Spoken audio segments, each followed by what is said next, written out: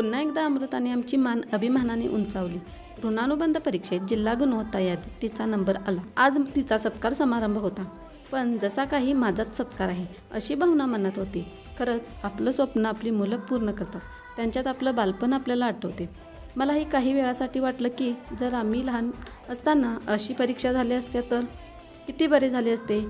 आमच्या वेळी फक्त एकच स्कॉलरशिप परीक्षा होती, ज्या परीक्षेला मी बसलो पण पास झालो की नाही काही आठवत नाही.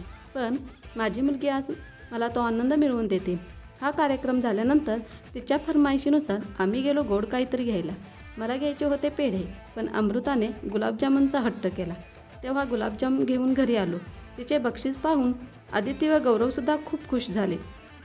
अमृताच्या टीचर वैशाली पाटील मॅडम, तुमचे खूप आभार माझ्या मुलीची तयारी केल्याबद्दल.